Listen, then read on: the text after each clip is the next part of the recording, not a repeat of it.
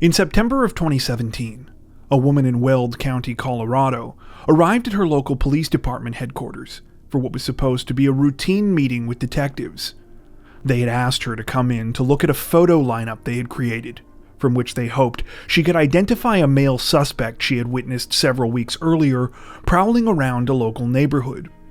Upon sitting down, the woman was confident that she would be able to make the identification, and eagerly picked up the photo array when it was slid to her across the interview table.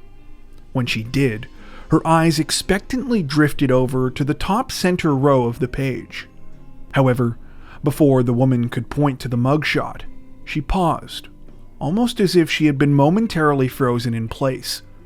While she was doing her best to appear stoic, it was clear to everyone else in the room that her demeanor had completely changed. She was stunned by what she was looking at, and was desperately trying to process what was happening. Detectives, on the other hand, knew exactly what was going on. It was a moment that was several weeks in the making. Before we get to today's story, if you find our content interesting and informative and haven't already, we'd be honored if you'd take a second to like and subscribe to Crime Zone for more true crime content like this. It really helps us to continue building the channel, and if you've watched a few of our videos already, you might not even realize that you're not subscribed. While you're there, don't forget to hit the notification bell. It helps you to keep up to date with our latest releases, and helps us to keep up with that pesky ever-changing YouTube algorithm. With that out of the way, let's get to the video.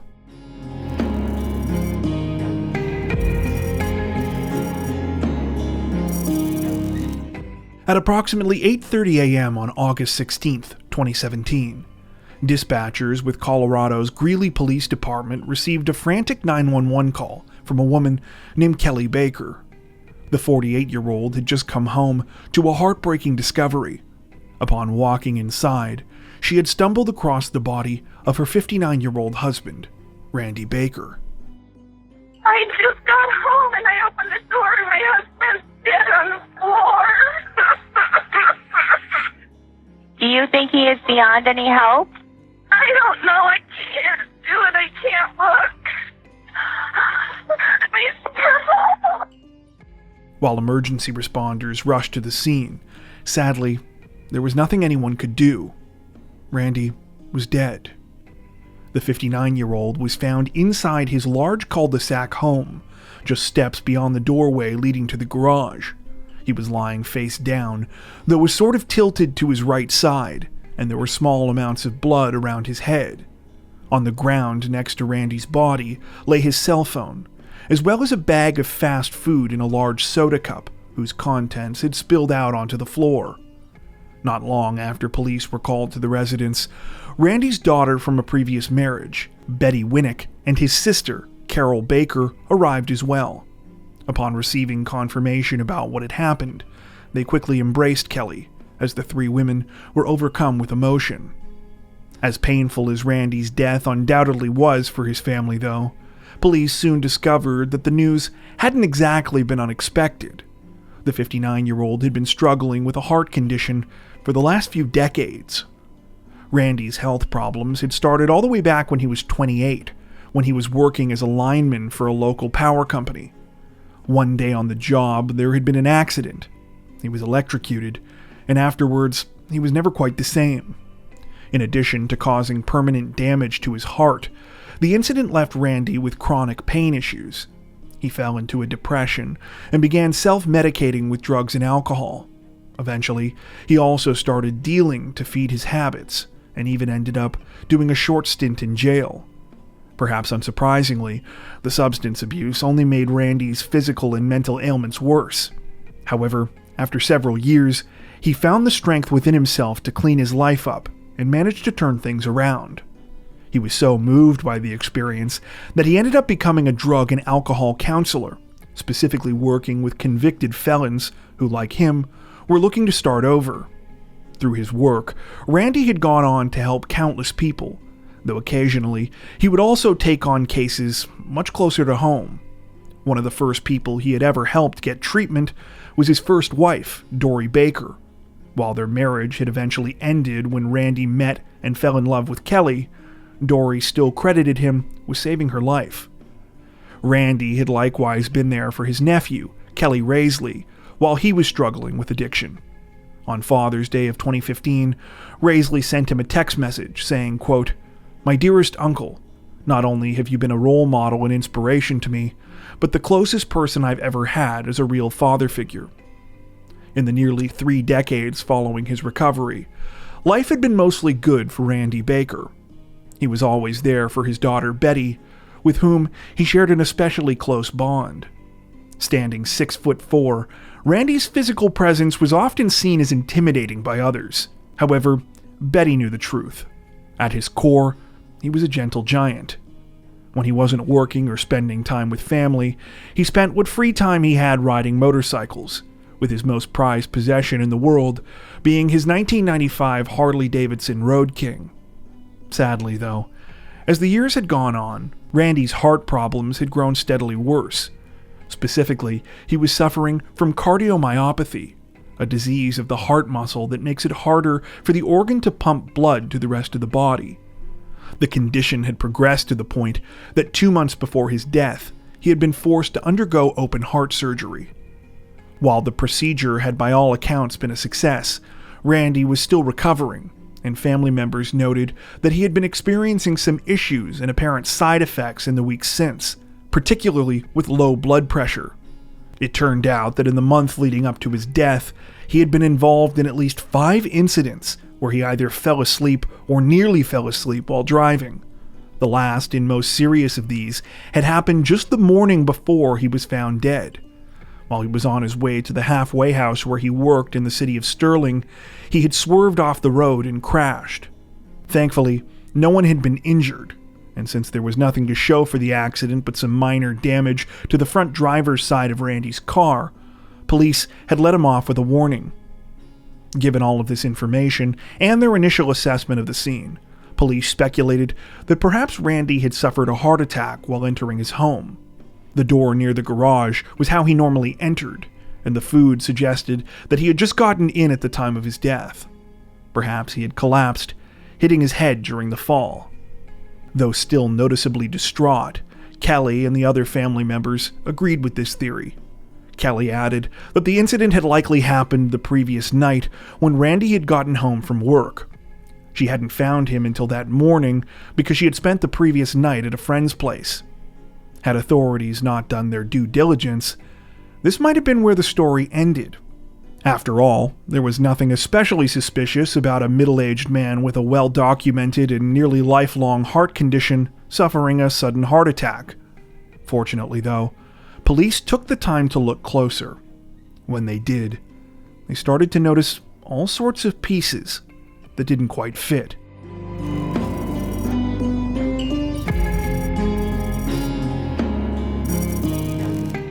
Though they were initially convinced that 59-year-old Randy Baker had died from complications due to his recent heart surgery, when detectives with the Greeley Police Department began to focus on other details at the scene, it wasn't long before a number of things started to catch their attention.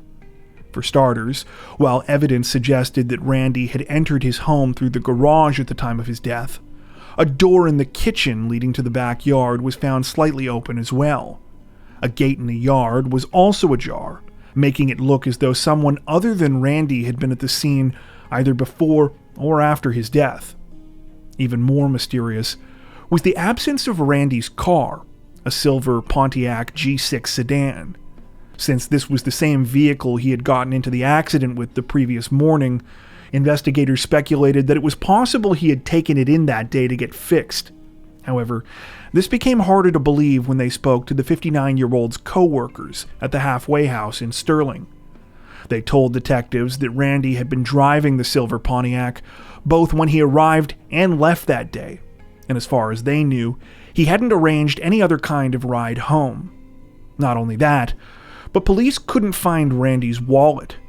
It was the one other thing that they could immediately tell was missing, and notably, Randy usually kept it with him in his car. Detectives were still pondering the significance of these details when they received disturbing new information from the medical examiner's office. They had found something that would completely change the investigation. It turned out that during Randy's autopsy, The ME had discovered 2 gunshot wounds that hadn't been immediately apparent to police during their initial assessment of the scene. One of the bullets had struck Randy's head right behind his left ear, while the other had hit him in the upper back near his left shoulder. Based on the evidence, both shots had been fired at close range, though curiously, they had come from 2 different weapons. The bullet that had hit Randy in the head was a .22 caliber, while the one in his back was a .45. Now, you might be wondering to yourself right about now, how could police have missed 2 gunshot wounds? Wouldn't there have been a ton of blood? Unfortunately, sources we came across weren't super clear on this, other than to state that it was the way that Randy fell that concealed his injuries. We're by no means experts on this, but after further reading we've taken this to mean that there was bleeding, though most likely the bulk of it was internal, which obviously would have been harder to see. Of course, there was some blood at the scene, as previously mentioned, but it appears that police initially believed it was consistent with a head injury from a fall. Anyway, with this new information in hand, detectives realized that they were dealing with a murder. Not only that, but it looked like Randy Baker had been the victim of a carefully planned ambush, possibly at the hands of 2 different suspects. Investigators weren't sure yet who could have wanted the 59-year-old dead, or for what reason, but they did know at least one place to start searching for answers.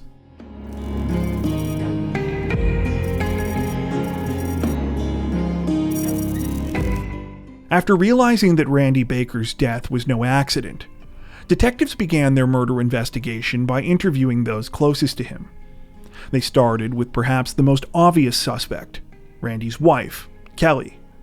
By this point, authorities had learned that prior to Randy's death, he and Kelly were in the process of ending their 18-year-long marriage. In fact, they had only officially separated a few weeks prior, when Kelly had moved out of the house. Despite this, Kelly said that the split had been mostly amicable. She explained that Randy's ongoing health problems had put a lot of strain on their marriage. As his condition had gotten worse, she had gone from a wife to more of a caregiver. Eventually, the dynamic of the relationship had changed too much, and they had romantically drifted away from one another. When asked whether Randy had a life insurance policy, Kelly said that he did, but it was only for about $10,000, enough maybe to pay for the funeral. As for Kelly's whereabouts at the time of the murder, she had an alibi. Like she had previously stated, she had spent the night at a friend's house who lived about 18 miles away in the town of Platteville. The friend was able to confirm that Kelly had arrived there at around 6 p.m. on August 15th, and hadn't left to go back to Greeley until at least 7 a.m. the following morning. She still made daily trips to the residence because she ran a hair salon out of the home's basement. From speaking to Randy's colleagues in Sterling, police knew that he hadn't left work until after 6 p.m. on the 15th. The commute took about an hour and a half, meaning that there was no way Kelly could have been at the scene during the murder. The timeline was further solidified when detectives took a closer look at the fast food bag Randy had been carrying when he was killed. The food was from a chain called Santiago's, and luckily for police, there was only one location in Greeley. When detectives spoke to the owner, they were able to confirm that Randy had gone through the drive-thru at 7:30 p.m. on August 15th. In addition to a copy of the receipt, they were also able to obtain footage of Randy at the location. At the time, he was alone, and he was driving his silver Pontiac. Based on this information, detectives put his time of death at somewhere between 7:35 p.m. and 8 o'clock. With Kelly's alibi looking airtight, and no one else around Randy appearing all that suspicious, police turned their attention to another potential theory.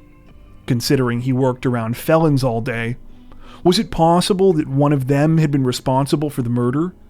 Perhaps Randy had inadvertently made one of the men he was counseling angry, and they had decided to follow him home, or else they had tried to rob him out of desperation to feed their drug habit.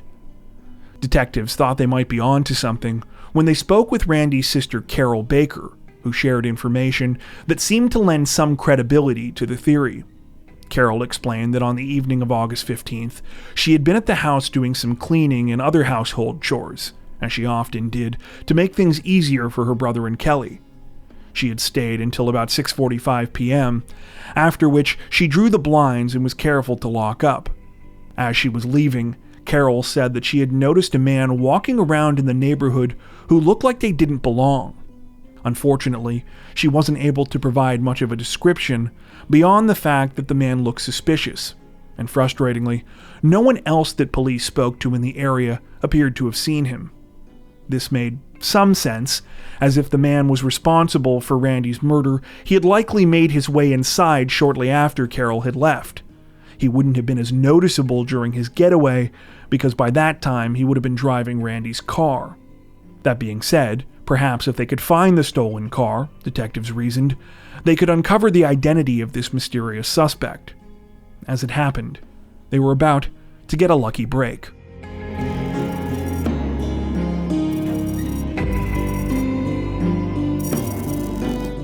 "5 days into the investigation, detectives from the Greeley Police Department got their most intriguing tip yet when they received a call about an abandoned car in the city's College area. The vehicle in question was a silver Pontiac, and it had been conspicuously parked in an alleyway, its license plates removed, and its keys left on the driver's side floorboard. Despite the obvious attempt that had been made to conceal the vehicle's identity by removing the plates, the VIN number revealed that it was registered to Randy Baker. Hoping that they could obtain crucial evidence from the car, a forensic team was quickly called to the scene.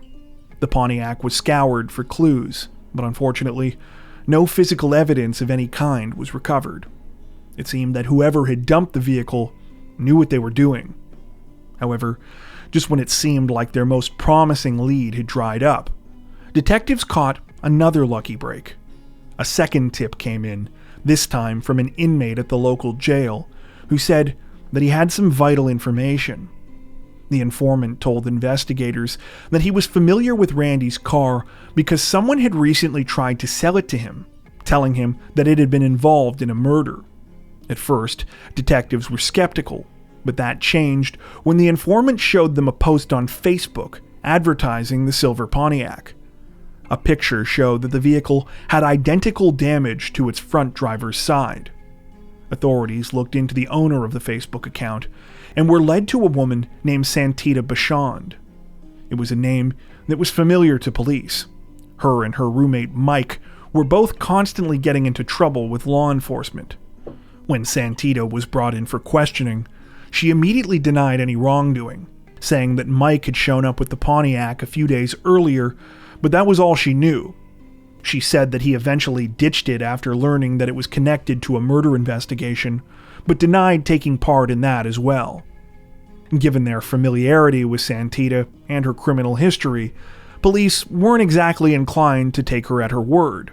They went back and forth for a while like this, with her continuing to deny everything, until they informed her that she was going to be arrested for accessory to first-degree murder. That's when Santita finally agreed to tell the truth. Santita explained that she had actually been given the silver Pontiac by her boyfriend, Mark. She said she still didn't know how it had gotten into his possession, but that they had wiped it down and ditched it a couple of days later.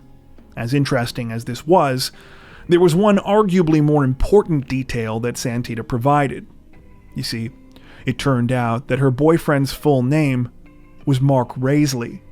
He was another one of Randy Baker's nephews, and the information he would share with investigators would blow the case wide open.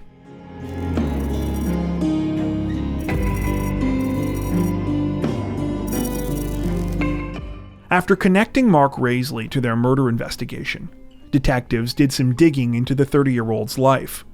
They learned that he had a history of drug abuse and had been in and out of prison for most of his adult life. When Mark was brought in for questioning, he vehemently denied being involved in the killing. He told investigators, quote, "My life's a piece of shit on a lot of levels, but I ain't no fucking murderer." Understandably though, given that a witness had now put his uncle's stolen vehicle in his possession after his brutal murder, it was going to take more than Mark's assurances that he was innocent. It took some time, but during the interview, Mark eventually seemed to realize this, coming to grips with the gravity of what he was being accused of.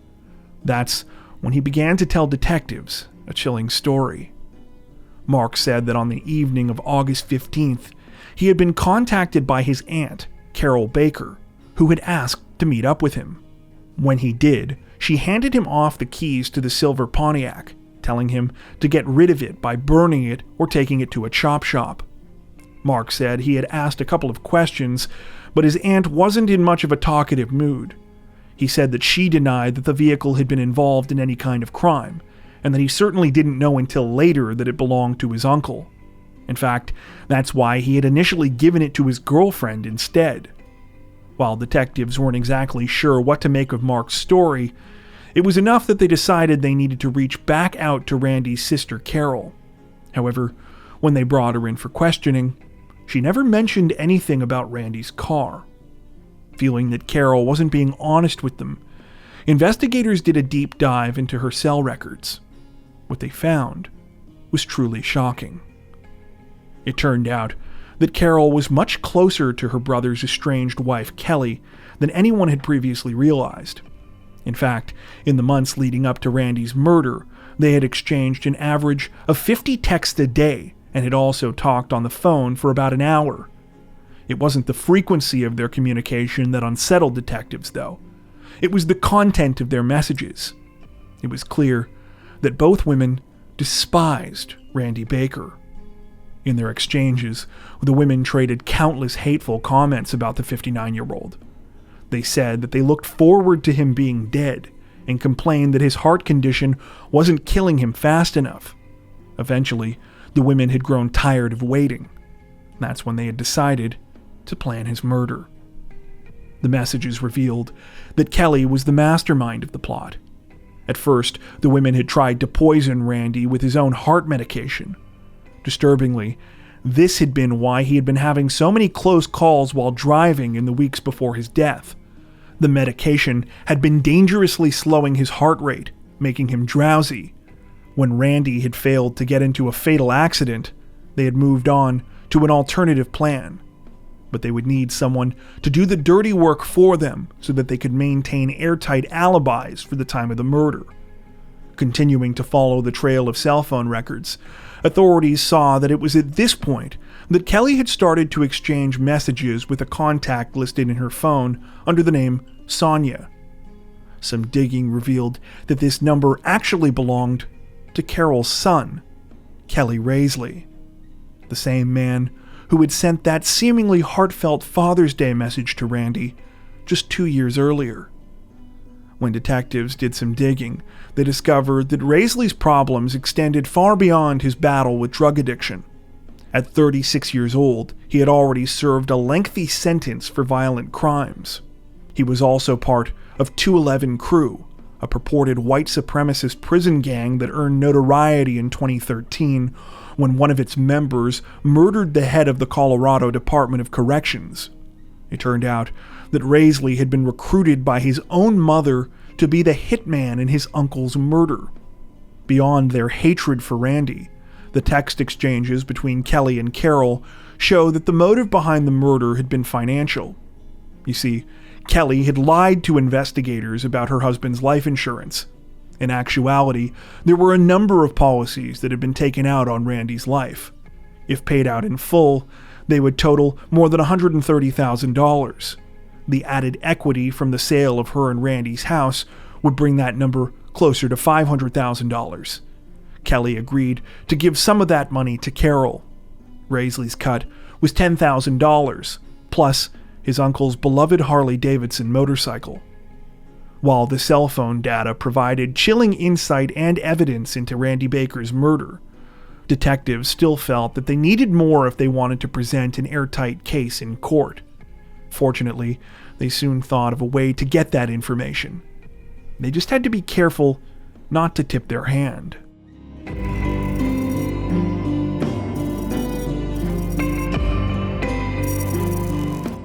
Roughly 5 weeks into the Randy Baker investigation, detectives with the Greeley Police Department contacted Kelly Baker. They said that they had found a possible lead on the unknown suspect that Carol had seen outside of her and Randy's house on the night of the murder, and wondered if she could come in to take a look at something. When Kelly sat down, she was presented with a photo lineup of 6 suspects and was asked if she recognized any of them.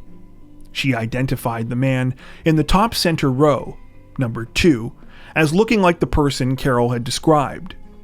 In reality, police knew that none of the people they were showing Kelly were involved in Randy's murder. These were just 6 random mugshots, and this was a test to see if Kelly would deliberately try and mislead the investigation. She had taken the bait. After making the fake identification, authorities thanked Kelly for her time.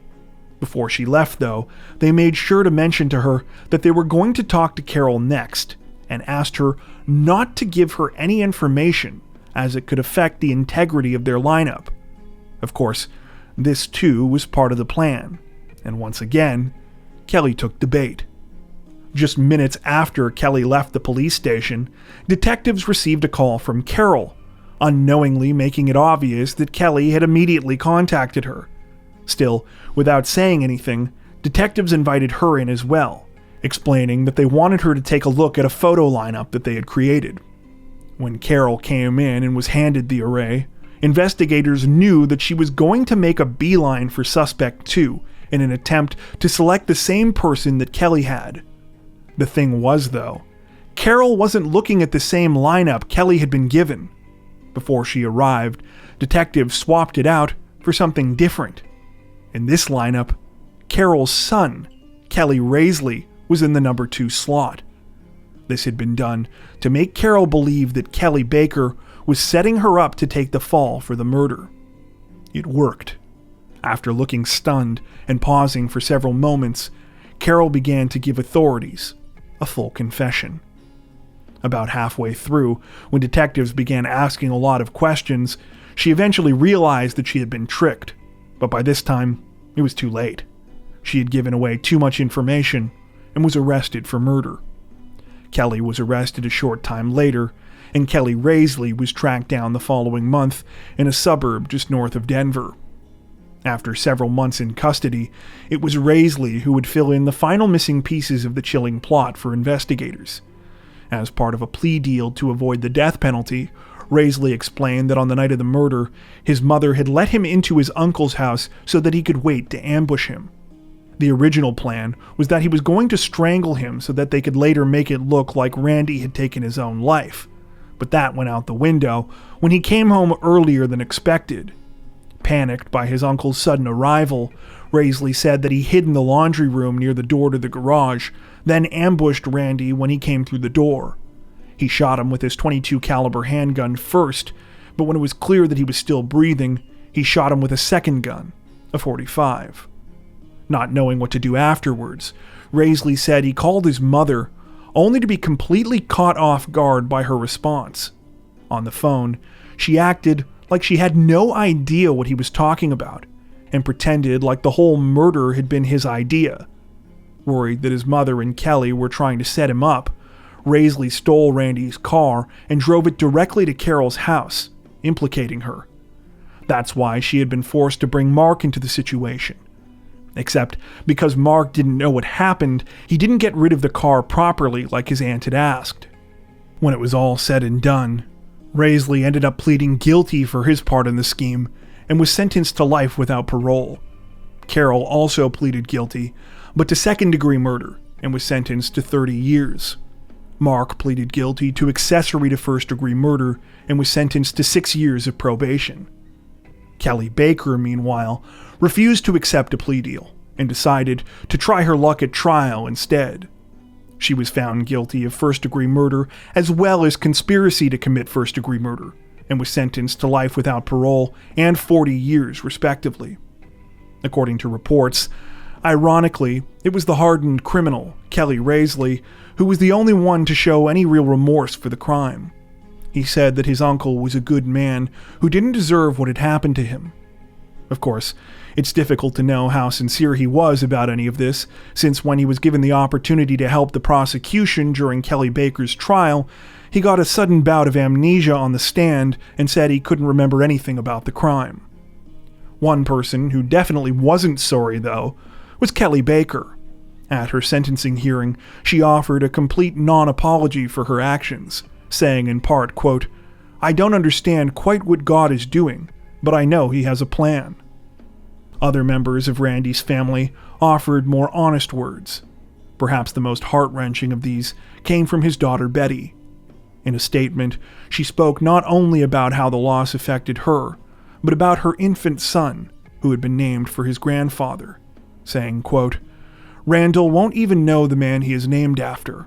He would have taught him so many things about being a good man. But because Randy is in him, I know he will grow up to be a good person, full of love."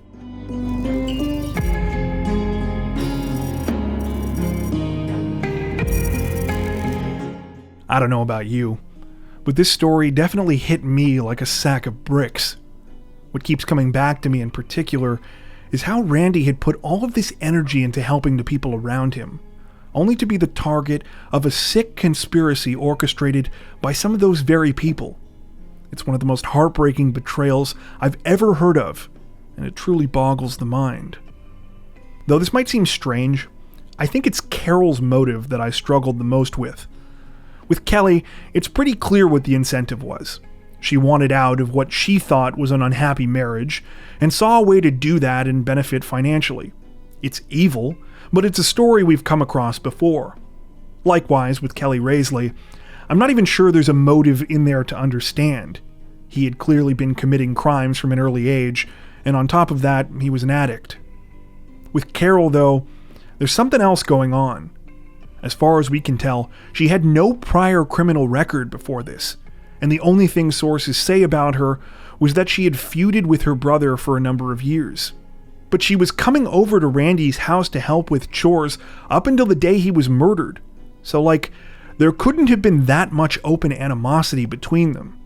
I guess you could argue that it was about the money for her too, but again, it really seems like Kelly planned on keeping most of that. On top of it all, she brought her own son into the plan, and then it really seems like she planned to make him the fall guy. Maybe I'm just really overthinking this, and I'm realizing that this is turning into a bit of a rant that might not be of value to anybody, but it's really been eating away at me, so I just thought I'd share. As for Betty and the rest of Randy's family, I hope that wherever they are, they found some semblance of peace. He truly seemed like a great guy. Before we wrap up, we'd like to take a second to give a huge shout out to everyone who has made it this far into the video. Seriously, thank you so much for watching. If you found today's upload interesting and informative, we'd be honored if you consider liking and subscribing, as well as hitting the notification bell and selecting all notifications to stay up to date with our latest releases. If you're looking for additional ways to help support the channel, we'd love to have you join us over on Patreon. Patrons get ad-free and early access to all of our content, as well as 4 additional stories per week for each of our Crimes of the Week and Crimes of the Week International videos. You can learn more at patreon.com/crimezone, where you'll also find some of the fine folks whose names are currently on screen. All that being said, we understand that not everyone has the means to support financially, and that's totally okay. We appreciate every like, sub, share, and comment that you send our way. Once again, thanks so much, everyone, and take care.